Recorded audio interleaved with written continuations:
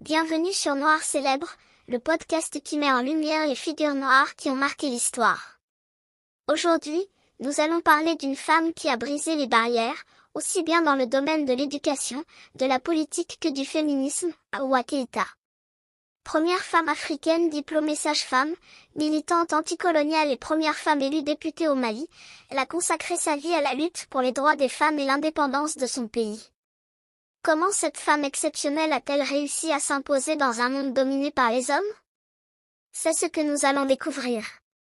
Awa Keïta est née en 1912 à Bamako, au Mali, alors sous domination coloniale française.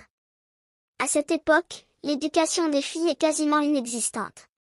Mais son père, un vétéran de l'armée coloniale, croit en son potentiel et l'envoie à l'école française, un choix rare pour une fille africaine à l'époque. Elle excelle dans ses études. En 1928, elle obtient une bourse pour intégrer l'école de médecine de Dakar.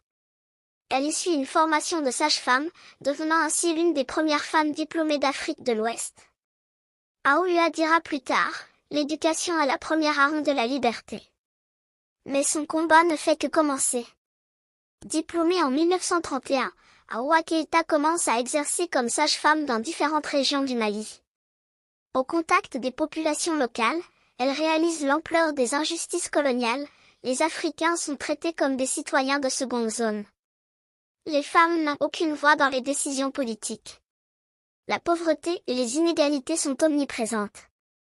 Très vite, elle rejoint le Rassemblement démocratique africain, RDA, un parti politique qui milite pour l'indépendance des colonies françaises.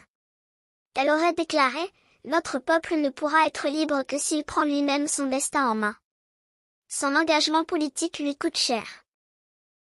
Surveillée par les autorités françaises, elle a lutté plusieurs fois pour l'éloigner des zones où elle pourrait influencer la population. Mais rien ne l'arrête. En 1958, alors que l'indépendance du Mali approche, Awa Keïta devient la première femme élue députée au Mali et même dans toute l'Afrique de l'Ouest francophone. C'est une révolution dans un monde politique dominé par les hommes. À l'Assemblée nationale, elle se bat pour le droit des femmes à l'éducation et au travail, l'égalité salariale entre hommes et femmes, la fin des mariages forcés et de la polygamie imposée. Elle proclame: l'émancipation de l'Afrique ne sera complète que lorsque les femmes auront conquis leurs droits. Mais son engagement féministe ne plaît pas à tout le monde. En 1968, un coup d'État militaire met fin au gouvernement auquel elle appartient. Elle est écartée de la vie politique, mais continue son combat à travers l'écriture et l'éducation des jeunes filles. En